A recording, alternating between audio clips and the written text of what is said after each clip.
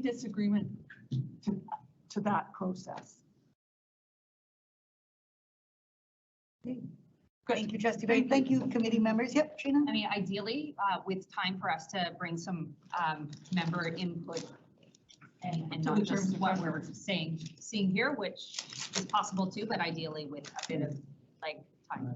Okay. Leave time, pardon me. Yes. So just to sort of reframe, so we want to get bring something so that you can actually take it back to your representative groups and then come back. Yeah, to the committee. ideally. Thank you. Got it. Thank you so much. And Shazad. I'm just wondering if so the next committee meeting is until February. But we have some time. So if we circulate the draft terms of reference prior to that meeting, would that be sufficient time to get feedback and bring it back to the committee for that February? More than the normal 4 days or whatever. Yeah. Thanks, Shazad. Yeah, that's awesome. Great. Thanks, everyone. Thank you, Shazad, for your help. Thanks a lot. Yeah. So I'm moving to Jody Langlois, Associate Superintendent, who's presenting on the music review, elementary music review.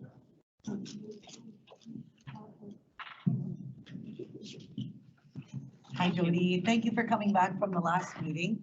It's all good. Get your ears going in high speed. We're ready.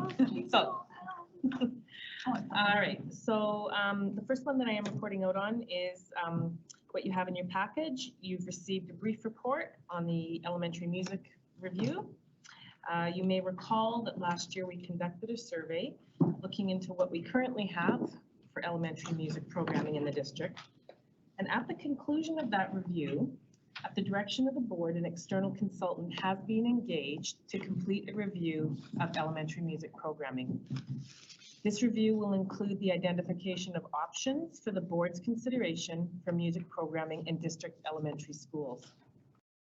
The scope of the consultant's review will include a detailed overview of music programming currently in place in district elementary schools, and the identification of options and opportunities for the delivery of music programming in the elementary schools, which is educationally sound, equitable, and sustainable. The review will include interviews with staff, students, parents, and stakeholders.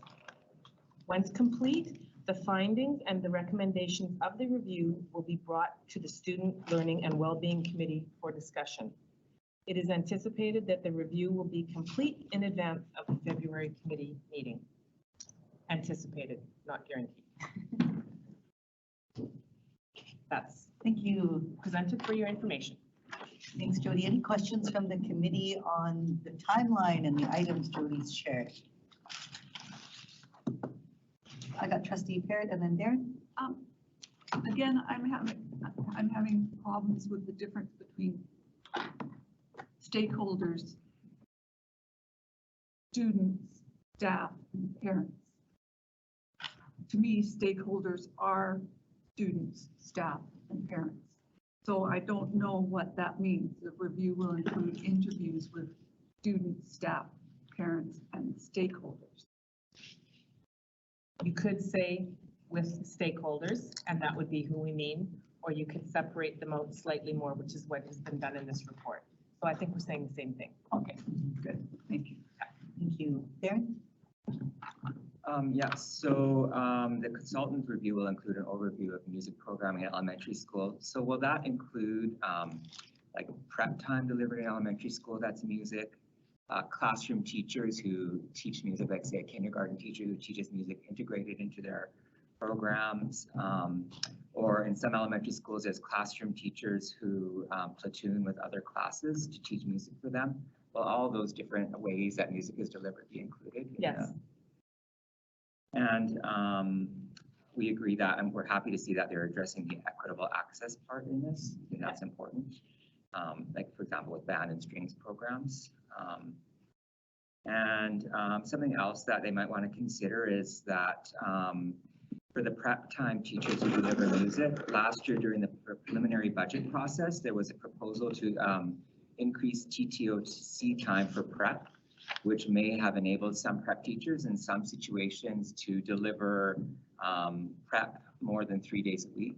And I know that didn't go through in the end, but so during the review, it might be insightful to talk to prep time music teachers about how that affects their work, that they may want to work more than 3 days a week. And should, in some schools, for example, next year in their staffing, more prep time become available, would it be possible for them to work more to deliver more music in the school? You know, and sort of tied into that. I'm not Thank sure if you. that's going to come forward It's again. my that- understanding that he is intending to interview plethora of Okay. people, so, but I made note to mention that to him, thank you. Comments. Thank you for sharing the process, Jody. Any final questions? Yep, Archie, go ahead. Just a comment, actually. Thank you through the chair. Yeah, it'd be nice that, there's a possibility that these music programs will come back to schools, because we heard from the parents year after year and during the budget process in the previous years, because some of these programs, not all of them, some of these programs were always on the chopping block. They're all made to the budget cuts, and then they were, they kept saving band and string program until 2016-17 when it was cut.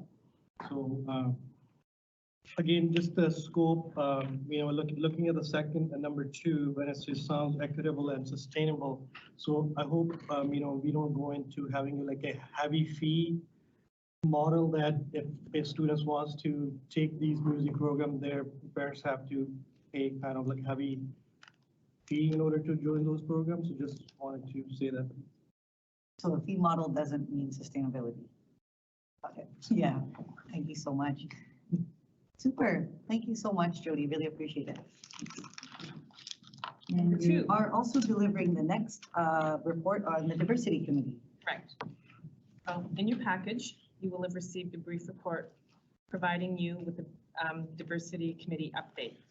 As you will note in the report, the diversity committee has met twice this year, once in October and once in November. At both of these meetings, the structure of the committee was discussed, and the committee determined that it will remain intact as one diversity committee, with the opportunity for committee members to participate in topic-specific working groups when deeper examination of topics is warranted. You'll also note that the committee has hosted 2 guest speakers so far this year.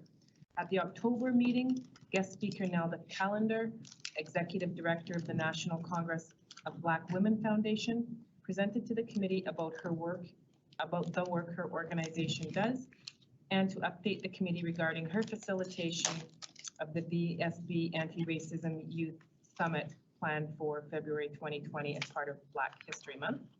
And in November, at the November meeting, we had the Ethos Lab member come and speak to us.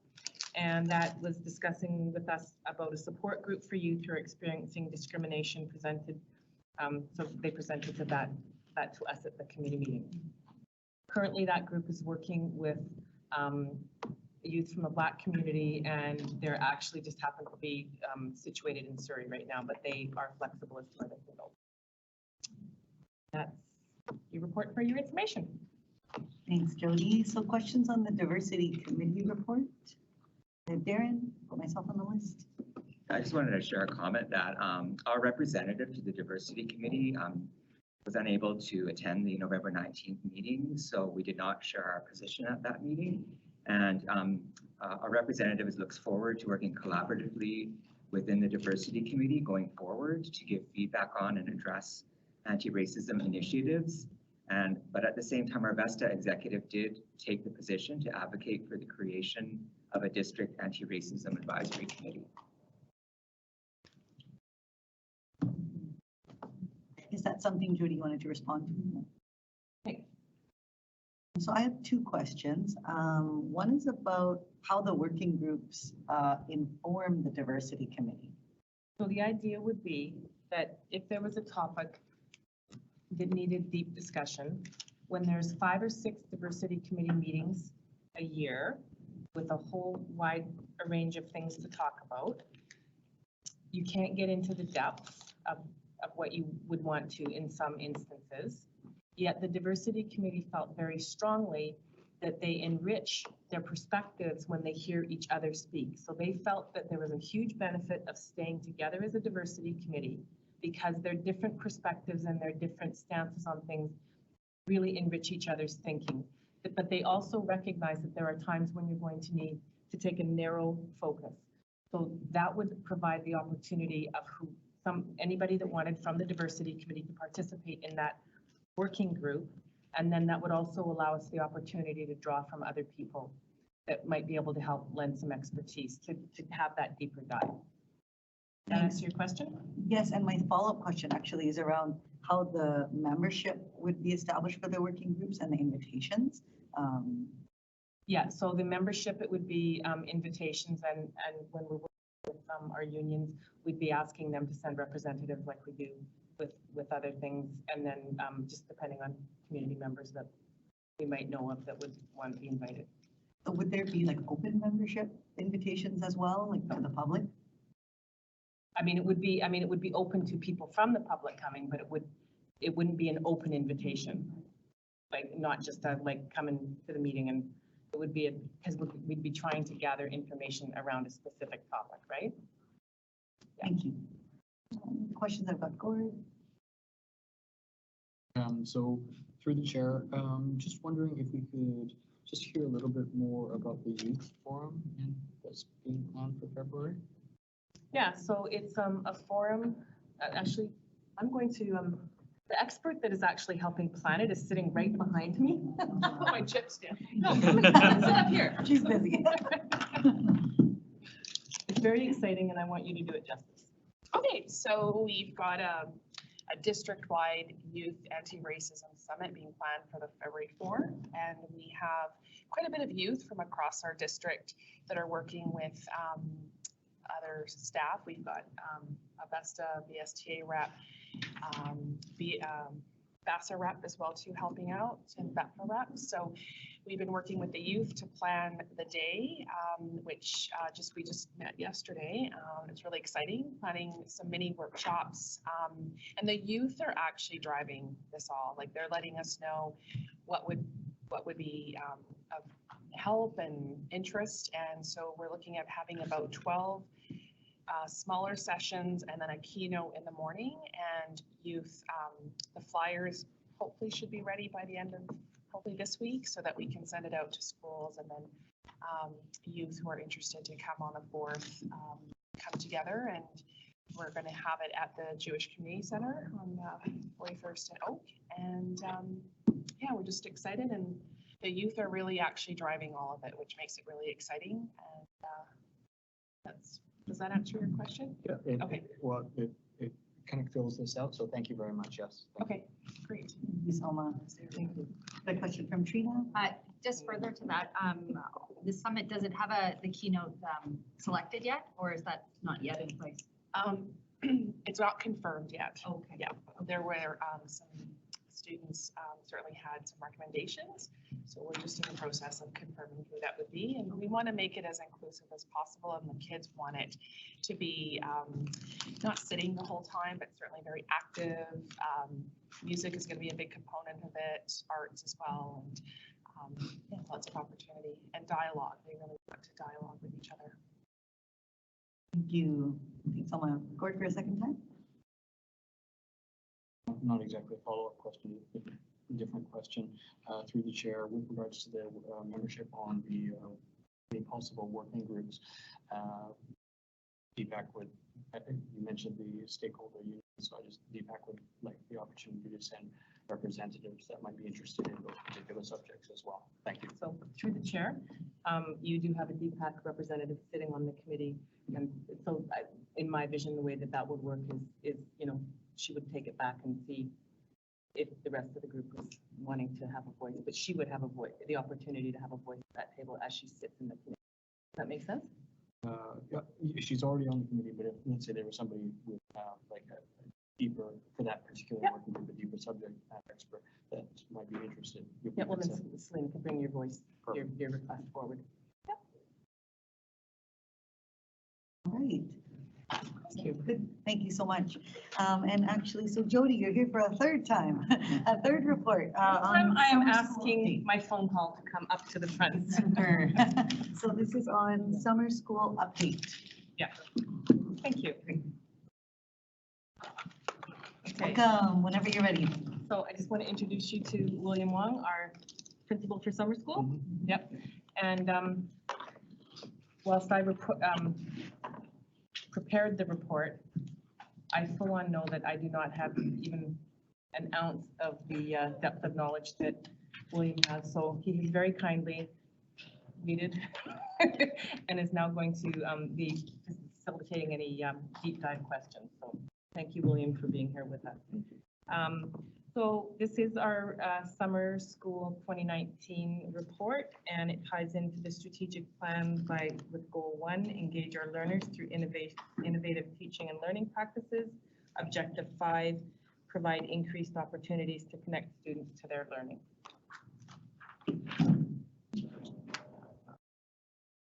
So this report will be about enrollment. And what you see up on the screen now is the elementary summer school centers. So the program did operate at 9 elementary sites.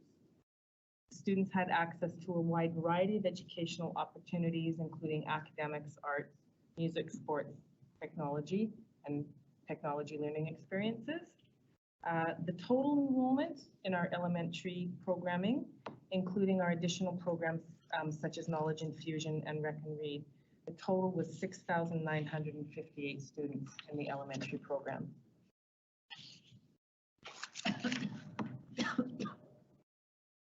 In the secondary summer school programs, there was the same range of programming, including additional programming would be food, woodworking, coding, robotics, PE, and other courses. The total secondary enrollment, including these additional programs, was 14,784 students.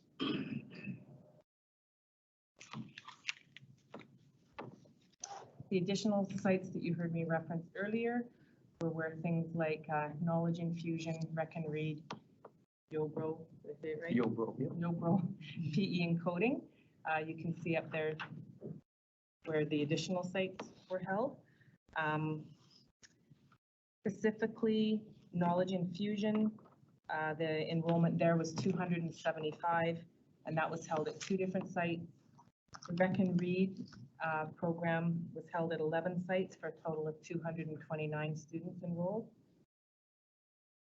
You had woodworking, coding, and robotics at Britannia Secondary School with 20 students enrolled. YoBro was held at Spectrum with 16 students attending.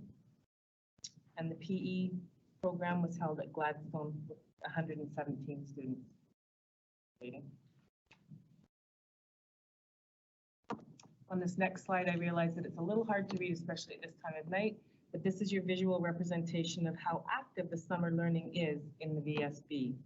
The total number of students within the VSB over summer school for 2019 was 21,742 students. So where does that leave us? The largest summer school program in British Columbia, and I'm sure you want to add something there. We are very large, and we have the most diverse program in British Columbia as well, with numbers of offerings for students. We try to meet the students' needs where possible, and so compared to the other districts in the metro, we are far larger than it. And I do have to say that William works tirelessly to keep it innovative and creative, and obviously he does a great job of engaging the students with his team, so that's a large number. Okay. So, oh, that's harder to see. But what you're seeing here is that some of the programs have experienced growth over the years. If you look from 2016 to 2019, you can just look across the top and see that some of the programs have grown and some of them have had a slight decline. Overall, there is a slight downward trend in students experiencing summer school programming, but it's been creeping down a little bit, and the drop that you see there doesn't seem to be alarming. I don't know if you want to say anything else about that. Yeah, we're seeing some of that could be explained through a wide variety of means, but it's not all one. And so now on one reason, and So for example, sometimes the ELL numbers are down a bit because of the enrollment of ELL has been down a bit. And so some of those students also may have gone into the preview courses, and certainly in the skills development courses. Skills development courses are courses like the fine arts and all those fun courses. So the ELL students can certainly take those courses and still be very successful there. And the completion courses, we saw a little bit of a decline there, partly because of the changes in enrollment. And there's some courses that are no longer mandatory, so students can opt to choose different courses as well and still get the credit for graduation. Thanks. Okay, so in 2019, as there is every summer, they conduct a survey. I'm going to put these up for you so you can see them all at once. So this year, the survey conducted had 2,779 respondents, which is an increase over last year, I believe. Mhm. Yep. And so the survey is just conducted to gather information about what's working, where things might be altered and whatnot. So overall, what you can see, the satisfaction is high, and that's been consistent over the last number of years. So clearly, they're doing a lot right. 93% of them would recommend the program. That's a pretty good endorsement. Academic improvement is the driving force for registration. So while there's lots of other nice programs offered, it does remain that academic improvement is the driving force. And as far as locations go, still doing something right. 70% are satisfied. Say anything more about that? Yeah, we have, as you saw in the previous slides, they're located in many places. And so the respondents were, I think respondents were over 2.3 times the response we had the previous year. And they seem to be very supportive of where we have the program sites. And so the survey was given to them. And we're all mostly very positive. 70% is a very high number. Yeah. So that's where we are. Moving forward, we're going to continue to develop new programming offers to meet the needs and interests of our student, which I've already referenced and said that William does exceptionally well with his team. Review the registration process and work with LIT to address the heavy congestion experienced on the initial day of summer school registration. And that happens online, in person, and telephone. And if anybody's ever actually walked in to this building when summer school is registering, it packs the entire foyer area. So it is a bit of a bottleneck there, and it's nice that they've got some plans to move forward with that. So, opportunities may be there for staggered registration, do it between secondary, elementary. So they're looking at all those options now and seeing how they can smooth it out and up a bit. So they're also in the process of reviewing all the VSB summer programs to examine how they might merge resources to create efficiencies in our systems rather than creating duplication. Is there a chance for some synergies and efficiencies? And review and extend student success in our remedial numeracy and literacy courses. So moving into 2020, you can see that this will be on their minds as they get the district ready for summer school 2020. And we're certainly excited that we've got some excellent programs, and the program is successful because of the staff, that wonderful staff that were able to partner there, working the additional time over the summer.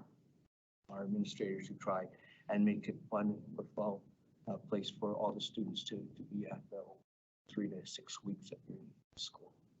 And I just have to say, over the last number of days, William and a group, including Jim, I believe, have been involved in interviewing the principal, just was referencing. So summer school might take place in the summer, but it does take all the, like it's December and he's interviewing to get the team ready for the summer. So there is a lot of work that goes into it. There is a lot of pride in the program.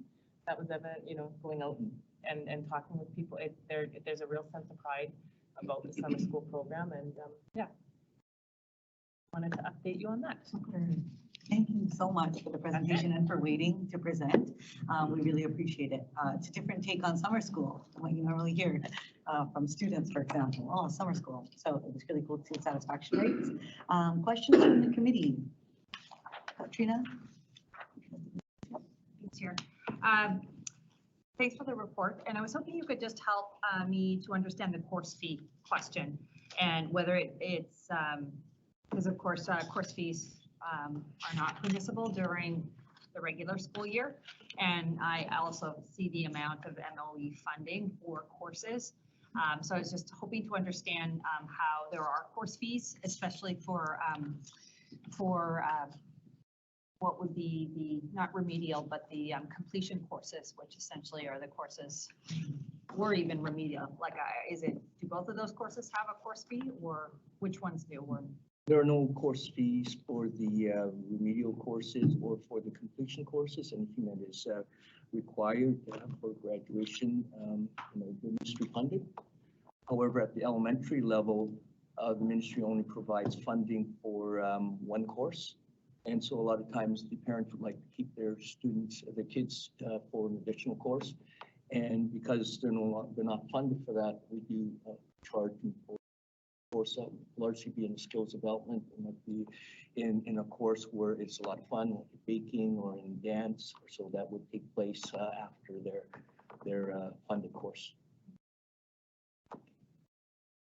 Trustee Gonzalez? Chair, just a question on item 2.5 under the revenue table. Just looking at the net revenue in comparison to other years, given the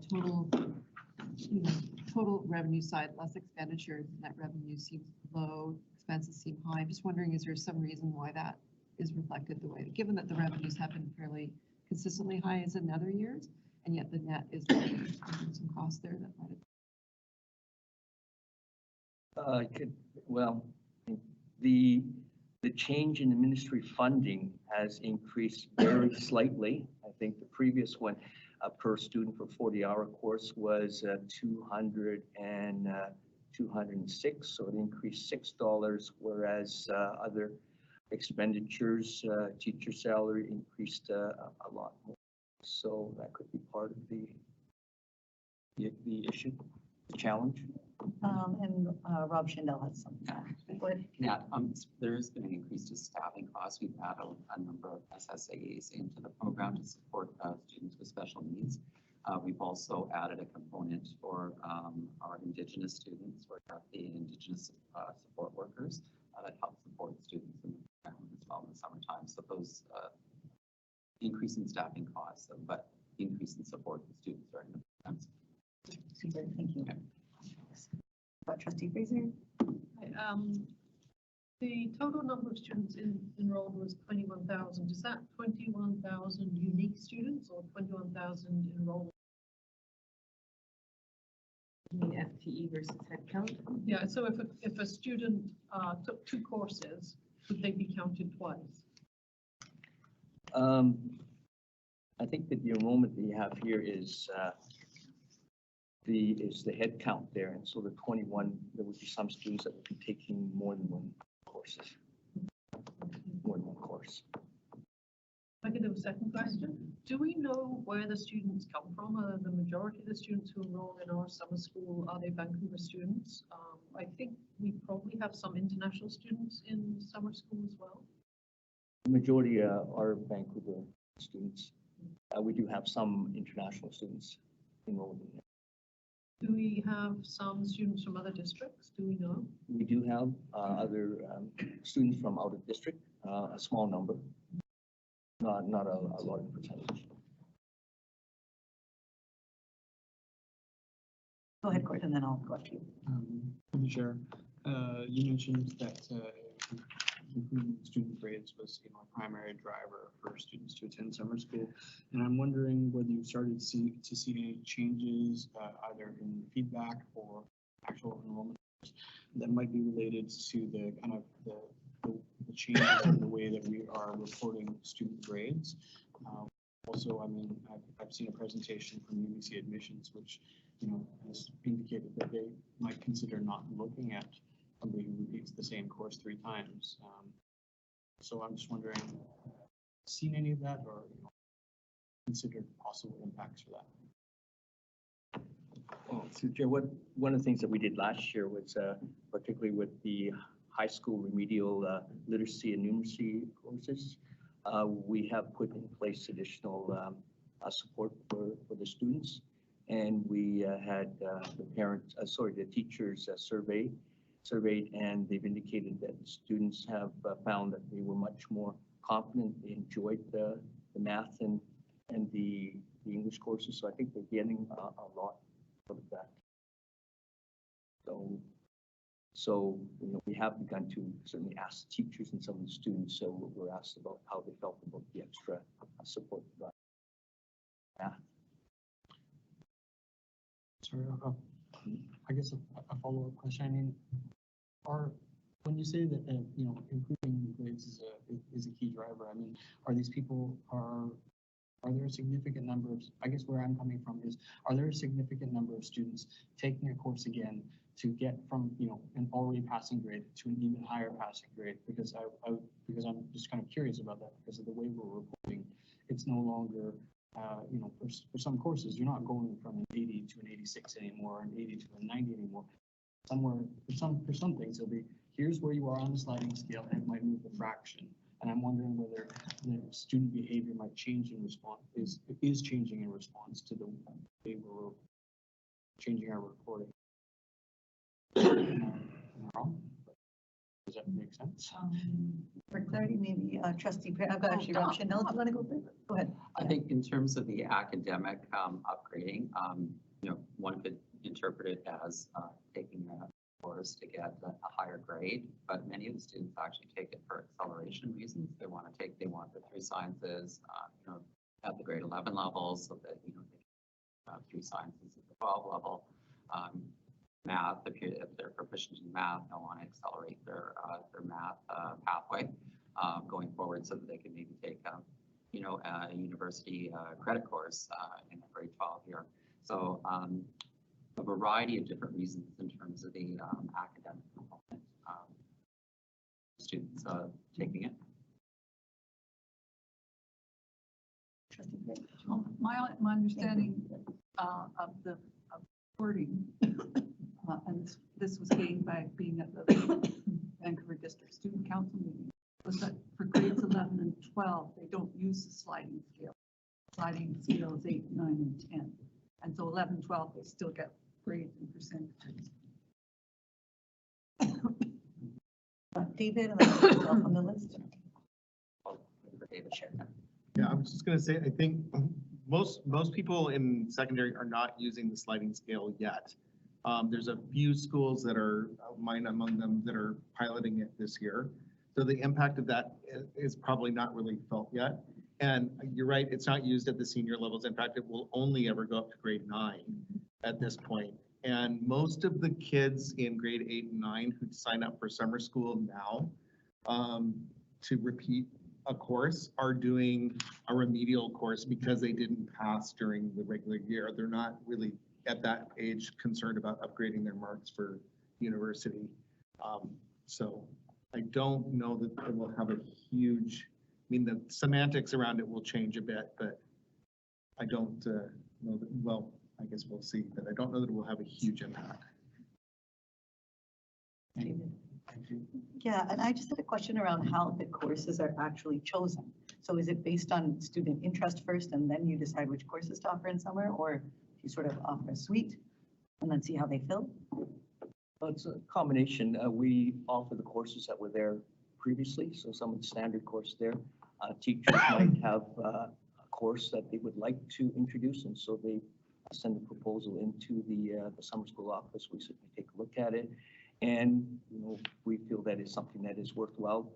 They will try and run it, and depending on the enrollment, it can go, or if there's insufficient enrollment, then the course might be dropped. What is sufficient enrollment? Well, sufficient enrollment would be, we need to make sure that it's going to cover the cost of the program. Typically, like a particular number? It's a number because we do consider a different option, because there are some courses that certainly kids really need. So there's some flexibility, so there's not a hard set number. Thank you. Thanks so much for the presentation. Thanks a lot. Hope I didn't miss anyone. All right, thank you so much. Thanks for staying.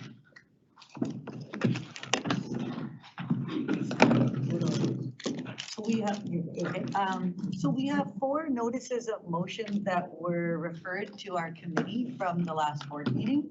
And I believe that trustee Valentine has asked trustee Wong to speak to the notice of motion on vaping. Trustee Wong, does that sound good? Oh, Barb, you go first. Chair, were we going to carry on with the agenda or were we going to?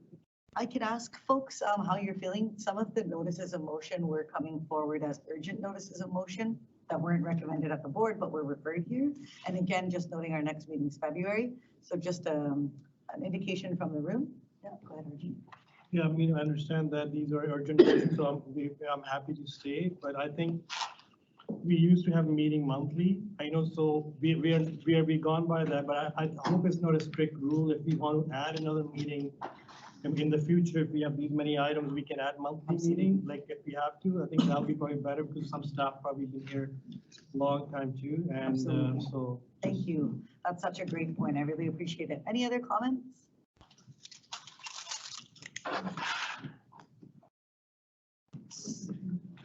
So shall we look to pause? Oh yeah, go ahead, trustee. Joe. Chair, I think we should maybe pause here. I don't know if we can have enough good discussion at this point. I think people are kind of getting tired, but the 2 urgent motions. So would it not be your call on? Well, that's the only one. I mean, the voting age is not really urgent. The one that is urgent from my point of view is the one on the suicide idea, but I'm fine with that going. You know, I wonder if we can try and get a January. Yeah, absolutely. I And can look I'm into fine that. with it going to then. Yeah, okay. So thanks, trustee Barrett, trustee Cho, and trustee Grace, are you okay with that as a member of the committee? To, Look into adding a to stop January? now. Yeah. I think as Carmen says, we're not really in a great place to have a discussion. Yes, and they're all really important items. Okay, so I will follow up about a possible January session. Otherwise, enjoy the break and maybe see you on Monday's meeting. Adjourned. Have a lovely